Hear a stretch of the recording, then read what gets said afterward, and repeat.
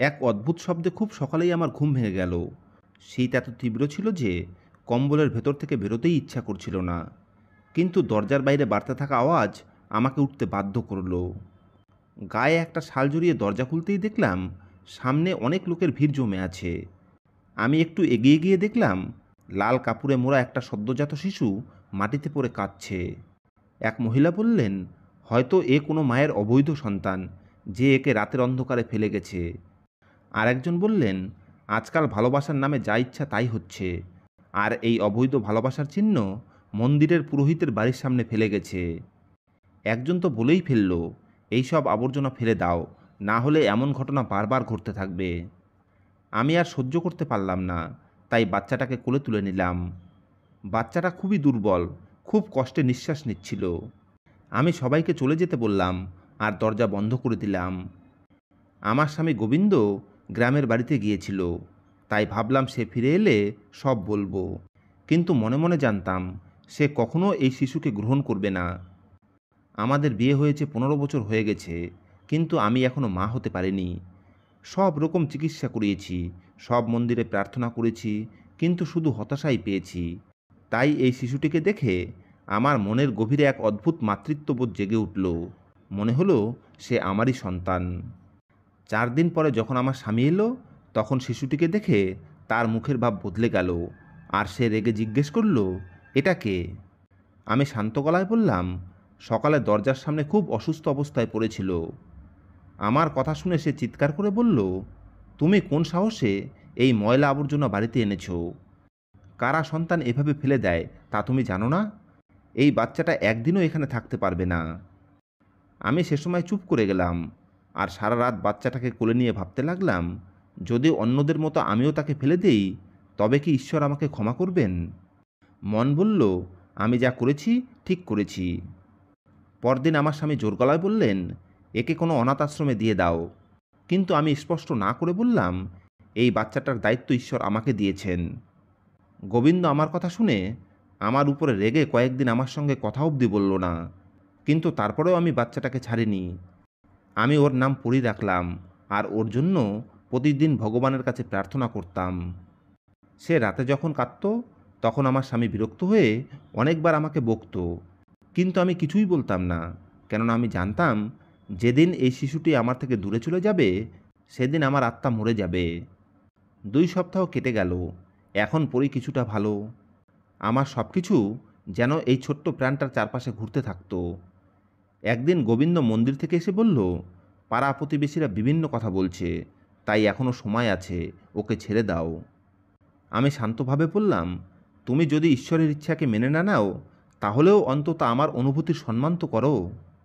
এ কথা শুনে সে কিছুই বলল না। আমি চুপি চুপি পরীর জন্য কাপড় বানালাম, ওর জন্য ছোট্ট একটা দোলনা বানালাম, আর রোজ ওকে গান শুনিয়ে ঘুম পাড়াতাম। এক রাতে পরী খুব কাঁদতে শুরু করে, হয়তো ওর পেটে ব্যথা করছিল। ওর কান্নার আওয়াজ শুনে গোবিন্দ রেগে বাইরে বেরিয়ে এসে বলল, এই নাটক আর কতদিন চলবে? বুঝতে পারছো না পাড়া প্রতিবেশীরা কী সব বলছে? তুমি কেন অন্য কারো পাপ পালছ? আমি ধীর গলায় বললাম, ধর্মগ্রন্থে তো অনাথের উপরে করুণা করাকে পুণ্য বলা হয়, তাহলে তুমি এমন কাজ করছো কেন?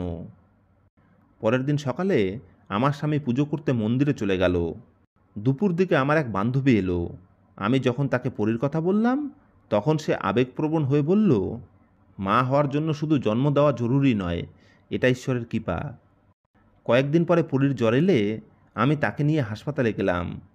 ডাক্তার ওকে দেখে বলল, শরীর খুব দুর্বল, এর যত্ন নিতে হবে, না হলে বিপদ হতে পারে। আমি দিনরাত পরীর দেখাশোনায় ব্যস্ত রইলাম। আমাকে এত পরিশ্রম করতে দেখে আমার স্বামীও একটু নরম হলো, এবং রাতে খাওয়ার সময় প্রথমবার সে আমাকে পরী কেমন আছে জিজ্ঞেস করল। আমি বললাম, এখন অনেকটাই ভালো। কয়েকদিন পর একদিন মন্দির কমিটি বৈঠকে বসে সিদ্ধান্ত নিলেন যে আমার স্বামীর ভাতা বাড়ানো হবে এবং একটি প্লট কিনে আমাদের জন্য বাড়ি তৈরি করা হবে। এই খবর শুনে আমি হেসে বললাম, দেখেছো তো এই মেয়েটা আমাদের জন্য কত সৌভাগ্য নিয়ে এসেছে। আমার কথা শুনে আমার স্বামী চোখ সরিয়ে নিল, কিছুই বলল না। এই 1 মাসে আমার স্বামীর মনোভাব কিছুটা বদলেছে। সে মাঝে মধ্যে দূর থেকে পরীর দিকে তাকাতো, কিন্তু কাছে এসে কিছুই বলতো না। এরপরে একদিন খবর পেলাম লটারিতে আমার নাম উঠেছে। অনেক মাস ধরে আমি লটারি কাটি, কিন্তু কোনোবারই আমার নাম ওঠেনি। তাই এবার যখন আমার নাম উঠল, তখন মনে হলো ঈশ্বর আমার দিকে মুখ তুলে তাকিয়েছেন। আমি লটারিতে মোট 20 লাখ টাকা পেয়ে প্রথমেই পরীর কথা আমার মাথায় এলো।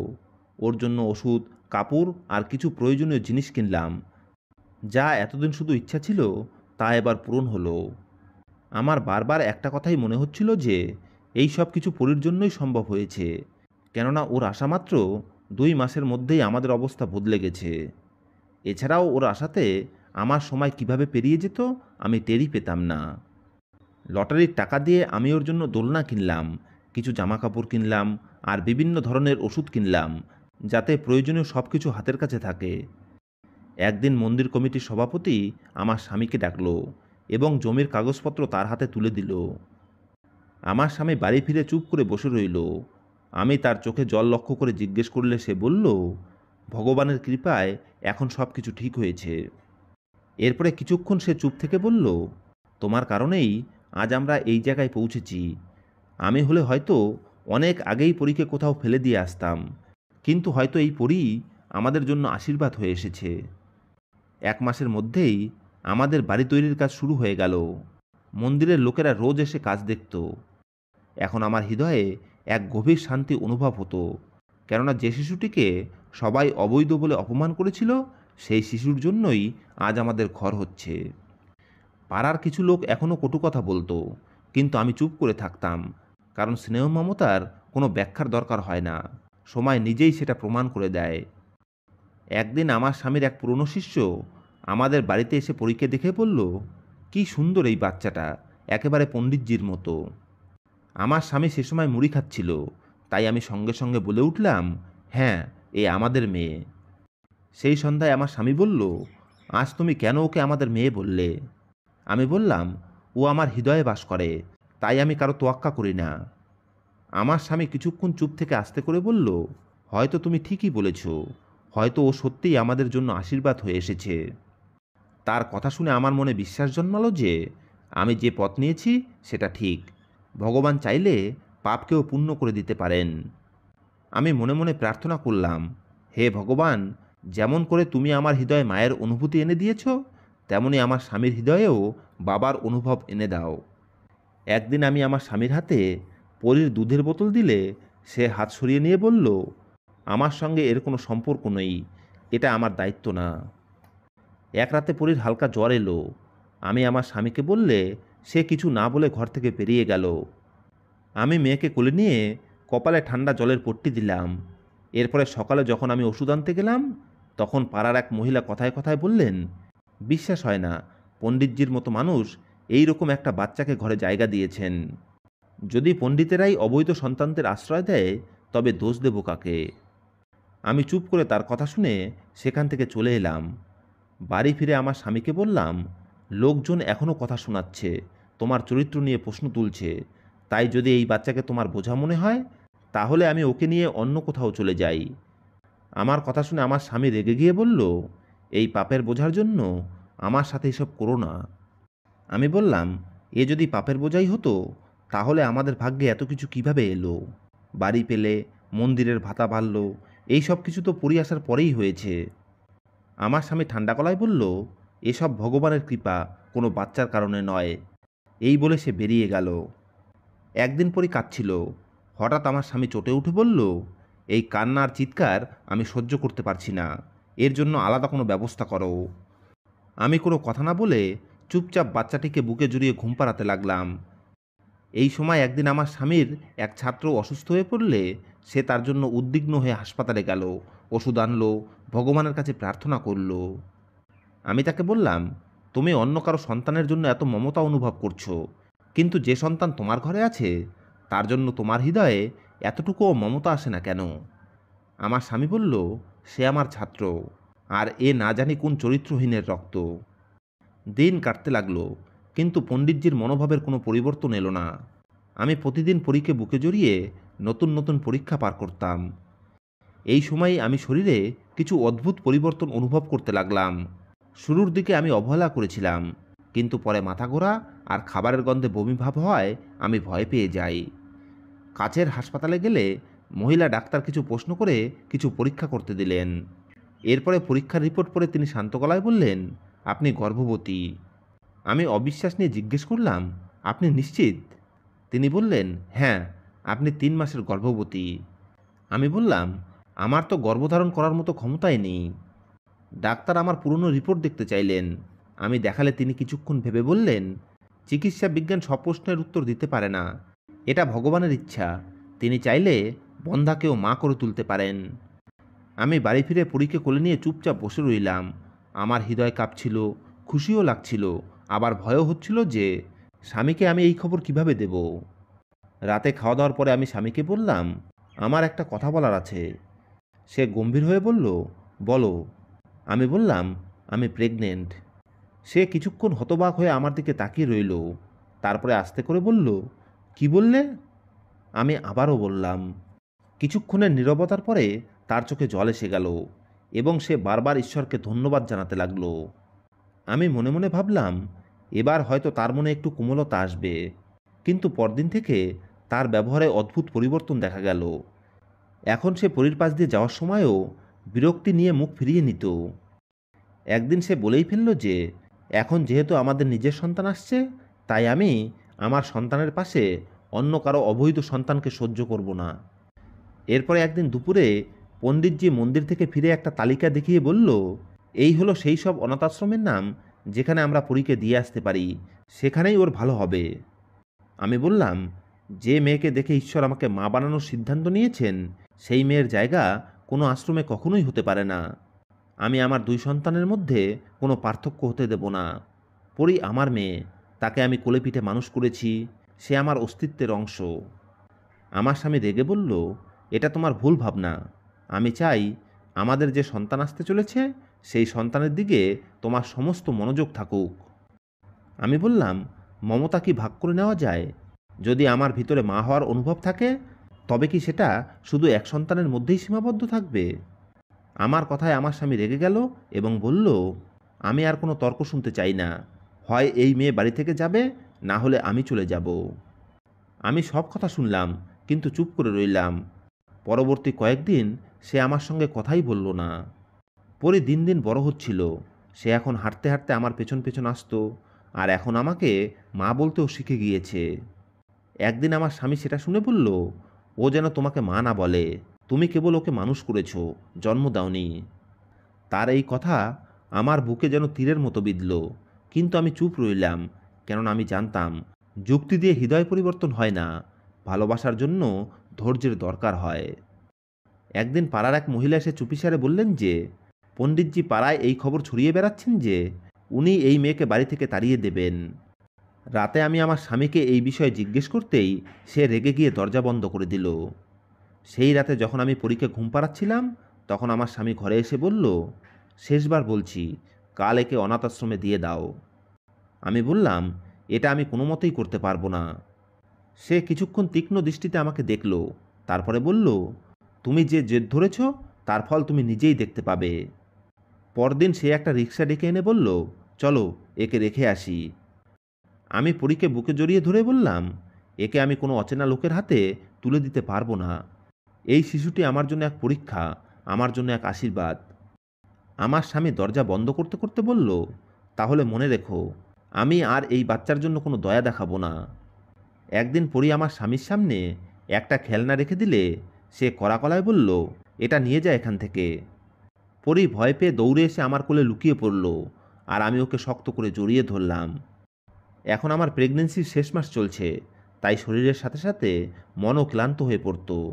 কিন্তু যখনই পরীকে দেখতাম, তখন ভেতর থেকে এক অদ্ভুত সাহস জেগে উঠত। সেই দিন আমার স্বামী এক ধর্মীয় অনুষ্ঠানে যোগ দিতে শহরের বাইরে গিয়েছিল। আমি ভাবলাম, কেননা আজ বাড়িঘর পরিষ্কার করে ফেলি, যাতে যে আসতে চলেছে তার জন্মের আগেই সব কিছু পরিষ্কার ও ঠিকঠাক থাকে। বাড়িতে কিছু পুরনো কাপড় একসাথে রাখা ছিল, আমি সেগুলো বের করতে লাগলাম। তখনই চোখ সেই লাল চাদরটার উপরে পড়ল, যেটার মধ্যে জড়ানো অবস্থায় আমি পরীকে পেয়েছিলাম। চাদরটা হাতে নিয়ে কয়েক মুহূর্ত চুপ করে রইলাম। তারপরে যখন সেটা ঝাড়তে লাগলাম, তখনই একটা ছোট্ট কাগজ মাটিতে পড়ল। আমি কাগজটা হাতে নিয়ে যখন চোখ বোলালাম, তখন আমার দম যেন বন্ধ হয়ে গেল, কেননা চিঠিটা পণ্ডিতজির নামে লেখা ছিল এবং তাতে লেখা ছিল, পণ্ডিতজি, এটা আপনার সন্তান। আমি আপনাকে বোঝা দিতে চাইতাম না, কিন্তু আমার জীবন প্রায় শেষ পর্যায়ে। আমি ক্যান্সারের চূড়ান্ত স্তরে পৌঁছে গেছি। তাই আমি এই আশায় এই মেয়েটিকে আপনার দরজায় রেখে গেলাম যে আপনি হয়তো একে গ্রহণ করবেন। যদি কোনোভাবে এই কাগজ আপনার স্ত্রী মিতার হাতে পড়ে, তাহলে তাকে জানিয়ে দেবেন এই শিশু আপনার দ্বিতীয় স্ত্রীর শেষ চিহ্ন। এই চিঠি পড়ে আমার হাত কাঁপছিল, মাথা ঘুরছিল, তাই আমি মেঝেতে বসে পড়লাম। পরীর মুখটা আমার চোখের সামনে ভেসে উঠল। যে শিশুকে আমার স্বামী প্রতিদিন পাপের ফল অবৈধ বলতো, সে তো তার নিজের সন্তান। আমি অনেকক্ষণ ভাণ্ডারের ঘরে চুপ করে বসে রইলাম, না কিছু বলতে পারছিলাম, না কাঁদতে পারছিলাম। সেই মুহূর্তটা এমন ছিল যেন আমার গোটা পৃথিবী স্তব্ধ হয়ে গেছে। আমি সেই কাগজটা বুকে জড়িয়ে ধরলাম, তারপরে সেই চাদরটা আবার ভাঁজ করে রাখলাম। সন্ধ্যায় আমার স্বামী বাড়ি ফিরলে আমি তাকে বললাম, তোমার সাথে একান্তে কিছু কথা আছে। সে অবাক হয়ে আমার দিকে তাকালে আমি ধীরে ধীরে সেই চাদর থেকে কাগজটি বের করে তার সামনে রাখলাম আর বললাম, পড়ে দেখো, তারপরে ঠিক করো তুমি কি করতে চাও। আমার স্বামী কাগজটা হাতে নিয়ে পড়ল এবং পড়া মাত্রই তার মুখের রং পাল্টে গেল। বেশ কিছুক্ষণ সে সেই কাগজটার দিকে তাকিয়ে রইল। তারপর তার চোখে সেই অপরাধ বোধের ছায়া দেখা গেল, যেটা কোনো বড় অন্যায় করার পরে মানুষের চোখে ফুটে ওঠে। আমি বললাম, যে শিশুকে তুমি পাপের ফল বলে দূরে সরিয়ে দিচ্ছিলে, সে তো তোমারই অবৈধ বিয়ের ফসল। আমার স্বামী চোখ নামিয়ে নিল, তারপরে ধীর গলায় বলতে লাগলো, আমি অন্যায় করে ফেলেছি, আমাকে ক্ষমা করে দাও। আমি বাধ্য হয়ে গোপনে বিয়ে করেছিলাম, কিন্তু কয়েক মাস পরে জানা যায় তার ক্যান্সার হয়েছে। আমি প্রতি মাসে তাকে কিছু টাকা পাঠাতাম, আর তার সাথে স্থির হয়েছিল যে এই বিষয়টা গোপনই থাকবে, তুমি কখনোই জানতে পারবে না। আমি তাকে কঠোর ভাষায় বললাম, তুমি তো ওকে পাপের বোঝা ভেবে বাড়ি থেকে বের করে দিতে চেয়েছিলে, এখন বলো কি করবে। এই মেয়ে তোমার নিজের মেয়ে, বলো তো তাকে আমরা অনাথ আশ্রমে রেখে আসি। আমার স্বামী কিছুই বলল না, চুপ করে চেয়ারে বসে মুখটা দুই হাতে ঢেকে নিল। আমি বললাম, যেদিন থেকে এই মেয়েকে আমাদের দরজার সামনে রাখা হয়েছে, সেদিন থেকেই ঈশ্বর তোমার পরীক্ষা নিতে শুরু করেছিলেন। আমার স্বামী উঠে দাঁড়ালো এবং বলল, আমি খুব বড় অন্যায় করে ফেলেছি, আমাকে ক্ষমা করে দাও। আমি বললাম, এখন ক্ষমা নয়, শোধরানোর সময়। এই মেয়েটির মাধ্যমে ঈশ্বর আমাদের সম্মান, সন্তান সব কিছু দিয়েছেন।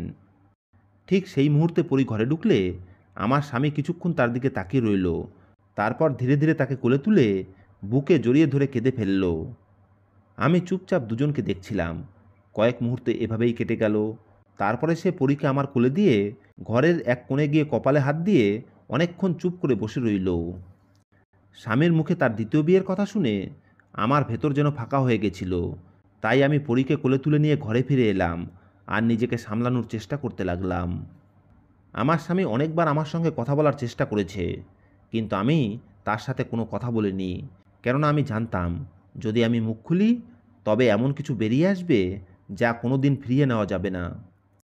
রাতে ভগবানের সামনে বসে শুধু এটুকুই বললাম যে, হে ভগবান, আমার মন এতটা শক্ত করে দাও যেন আমি সন্দেহ সত্ত্বেও এই মেয়েটাকে মায়ের মতো লালন পালন করতে পারি। পরদিন আমার স্বামী আমার কাছে এসে বলল, তুমি আমাকে যে শাস্তি দিতে চাও আমি মেনে নেব, কিন্তু এরকম চুপ করে থেকো না। আমি বললাম, শাস্তি আমি তোমাকে দেব না, সময়ই তোমাকে শাস্তি দেবে। এখন যে সত্য সামনে এসেছে তাতে আমি আমার কর্তব্য থেকে পিছিয়ে যাব না, কেননা যে দায়িত্ব ভগবান আমাকে দিয়েছেন তা আমি পালন করব, তাতে তুমি পাশে থাকো আর না থাকো। আমার স্বামী মাথা নিচু করে বলল, তুমি অনেক ধৈর্যশীল, তোমার মতো মেয়ে সবার কপালে জোটে না।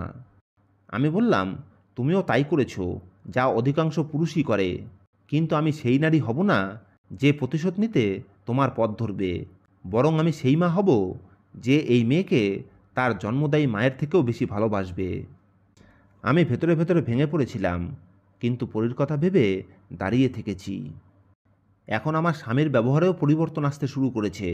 সে পরীর কাছে আসতো, ওর প্রতি আগ্রহ দেখাতো, কিন্তু তার ভেতরে একরাশ অনুতাপ, একরাশ লজ্জা ছিল, যা সে মুখে প্রকাশ করতে পারছিল না। একদিন সে আমার কাছে এসে বলল, তুমি যদি অনুমতি দাও আমি পরীর নাম নিবন্ধন করাতে চাই, ওর পরিচয়পত্রে ওর পিতা হিসাবে আমি আমার নাম লেখাতে চাই।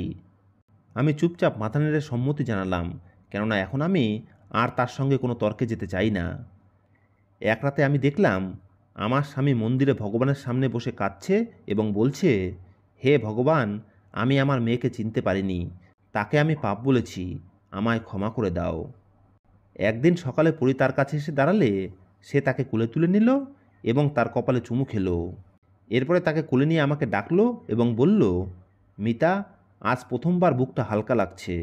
আমি এই নিষ্পাপ শিশুর কাছ থেকে সেই জীবন কেড়ে নিতে চেয়েছিলাম যা তার প্রাপ্য ছিল। আমি তাকে নিজের মেয়ে বলে স্বীকার করতে অনেক দেরি করে ফেলেছি। এর কয়েক সপ্তাহ পরে আমার ছেলে জন্মালো। তার নাম আমি রবিন রাখলাম। আমার কাছে আমার দুই সন্তানই সমান। আমি কখনো তাদের মধ্যে কোনো পার্থক্য করিনি, না ভালোবাসায় না যত্নে। আমার স্বামীও নিয়মিতভাবে দুজনের সঙ্গেই সময় কাটাতো। কখনো পরীকে মন্দিরে নিয়ে যেত, তো কখনো রবিনকে কোলে নিয়ে ঘুম পাড়াতো।